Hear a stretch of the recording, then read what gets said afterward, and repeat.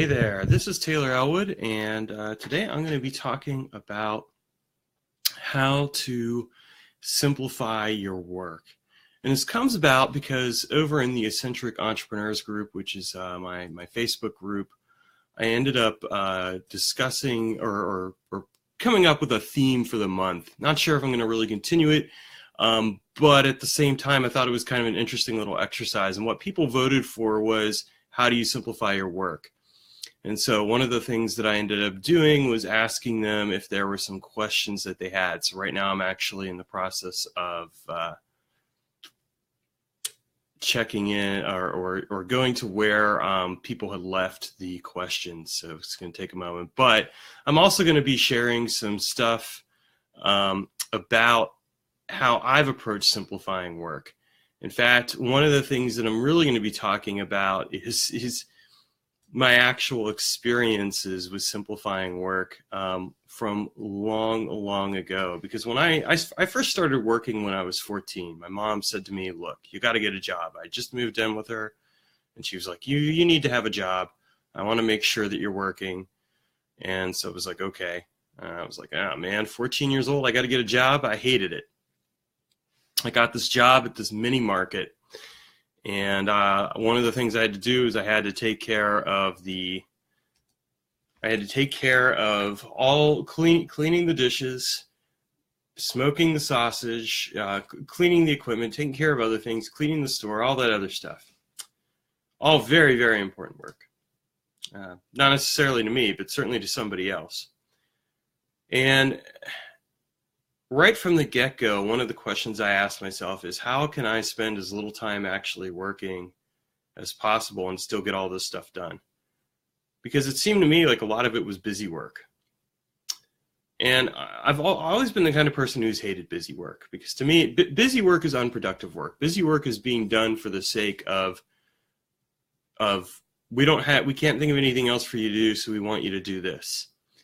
But the other thing is that busy work is a vast and big, huge drain on people's time, right?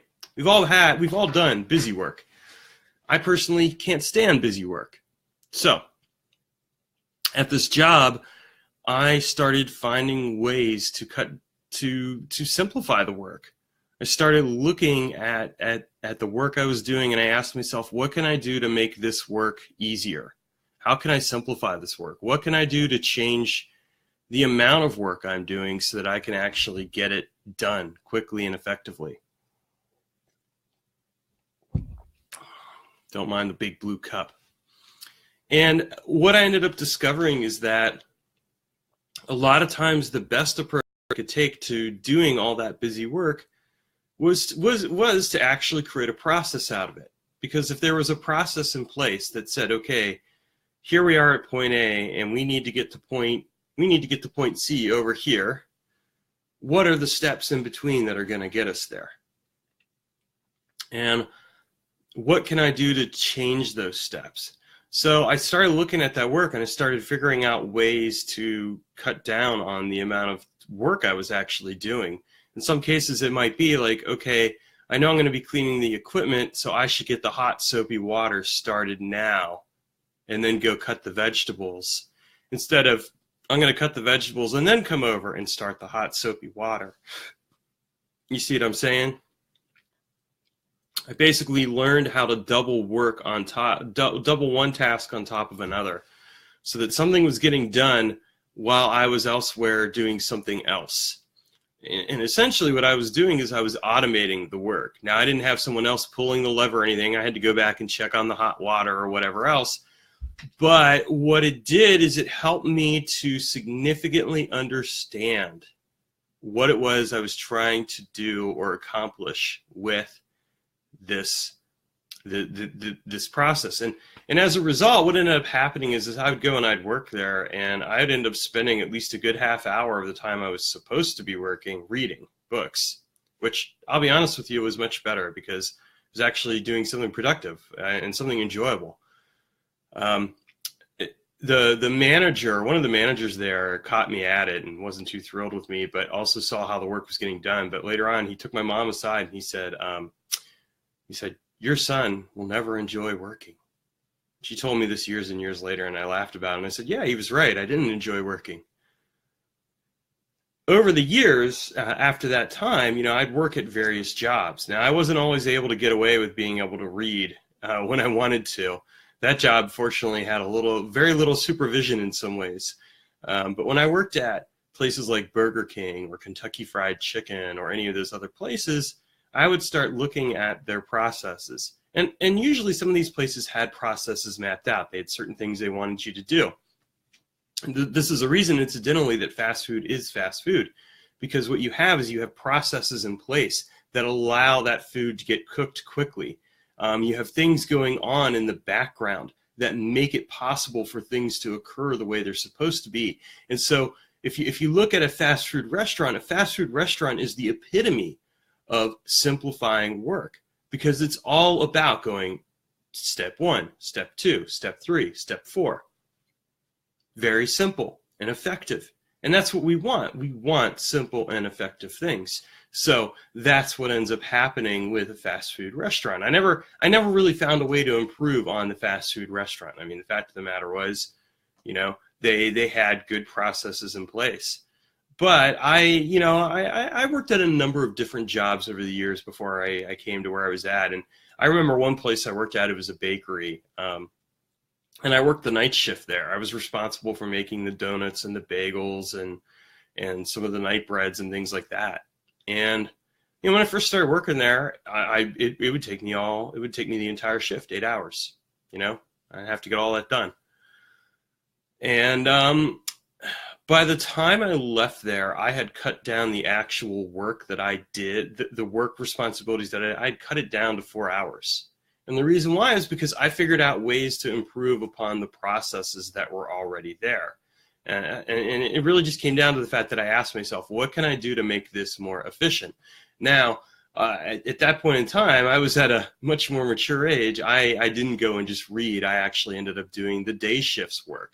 So, I'd get done 4 hours into my shift with the stuff that I needed to do, and I would start working on their stuff. And I'd get that done within like 2-3 hours.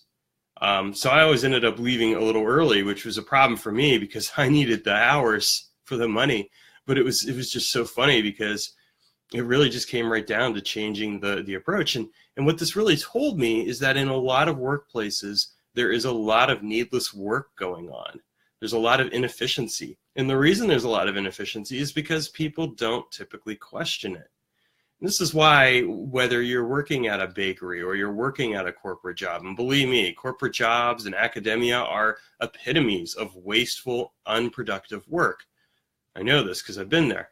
There are always ways to simplify that work. When I worked as a tech writer, one of the things that ended up happening is I got to the point with the technical writing that I could get the work done that I needed to get done, and I would still have a few hours left over, and I'd usually spend that time surfing the internet, which in retrospect, I wish I'd done better things with it. But it really illustrates the fact that regardless of any type of job, there are always ways to simplify the work. And the reason why people don't simplify work is because they don't think about how to simplify their work. And hello to the one person who's here watching. Feel free to introduce yourself. If you have questions as I'm talking about simplifying work. Oh, we got a couple people now. If you have questions, feel free to share those questions. Just type them over in the comment box there, and I'll answer them. I'm going to be answering a few questions that people had shared in the Eccentric Entrepreneurs group anyway. But anyway, getting back to what I was talking about, this illustrates how with any type of job, and really any business, there are always ways to cut down on the amount of work that you're doing. You don't have to do needless work. There's always ways to improve on it. And this is also true when you own a business. What I'm talking about here is from the perspective of owning a business. I've shared the examples of when I worked at jobs and how I did that because it's how I learned to simplify my work.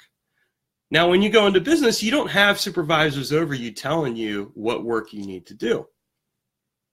And as a result, you kind of have to figure it out yourself. Now, A couple questions I've gotten. I'm going to go into these and then we'll kind of continue on. One question I had was from Kate Anevsky, and she said, if you had to pick one part of a business to simplify, what would you focus on? And she said that her favorite has lately been client interaction. Well, Kate, to answer your question, the thing that I look at in terms of simplifying work is that certainly client interaction is a good place to start, but I actually look at how you can simplify your technology. A lot of people in business spend tons of time on technology, and I've been guilty of it myself. And let's be honest, technology can become quite the rabbit hole. But the thing is that if you look at technology, the purpose of technology is supposed to automate work. So why does it become such a rabbit hole? Because people kind of get obsessed with it. Now, the thing is, it's not entirely, when we talk about automating work, we're not just talking about automating the technology itself. We're also talking about automating the way that you approach technology. Like, there needs to be processes and systems in place for the use of that technology. As an example, lately I've been creating, I've created some mini courses, and I have this process I've mapped out around how to promote these mini courses. And one of the things that ends up happening is that I end up going and creating a process where what ends up happening is I look at the technology and I say, what can I do to automate this? But what can I also do to automate the behavior around this technology or the actions around this technology? I mean, in some cases, automating technology is, okay, here, I've set this stuff up, but I still have to do the work in order to get it automated. And so what I've done is I've set it up so that I've automated the specific actions that I need to do. And I know, okay, now I'm going over to this technology and I should have this other technology open in the window, because once I finish this technology, I'm going to need to pull something from it and put it into the other piece of technology that I'm using. So that's a good example right there of how to simplify your work in an area that I particularly have wanted to simplify. And Catherine asks, I might look for a way to schedule to be a little less visually cluttered, but really I feel like I have a pretty good handle. Okay, well, that's great, Catherine. In terms of scheduling and visual clutter, I think that one of the most important things you can do is actually simplify your work environment. And what I mean by that is, and this is actually one of the points I wanted to cover, the fact is, the number one reason people get overwhelmed by the work they do is because they have too much going on in their environment. I mean, think about it. If you have a computer open, how many tabs do you have open in that computer? Do you really need all those tabs open? A lot of people will say they do. I disagree. I mean, I've gotten to the point where I really only have one or two tabs open unless I'm doing something where I need to have a couple tabs open because I'm doing something like the technology. For example, if I'm setting up a sales cart, I'm going to have the sales cart technology open, the Stripe technology open, some other things open that I can then use in order to set up the process that I'm going for. So, I mean, these are great examples of things that can be done in order to set up the work environment that you're going for. So I mention that because it's a great example of a way to think about things that can really help you with your particular process of work. Cutting down on the visual clutter really just comes right down to simplifying what you're focusing on. If you only have one or two things in front of you that you have to focus on, you're going to get a lot more done than if you have a bunch of things that you're focusing on. And this is where I look at a person's environment. Having gone in and worked with a number of businesses over the years, one of the things that's really stood out to me is how many people have too much going on in their environment. They've got, all this clutter here, all this clutter there, everything everywhere, and it's just absolutely ridiculous, and there's no reason for it. So look, we're going to continue the discussion over in the Eccentric Entrepreneurs Facebook group, and I have the link in the description over here. So click on that and join us there, and we're gonna continue this conversation and really explore. What can we do to learn about how to simplify our work using the right processes and systems. So thanks for being on here today, and take care, and talk to you later.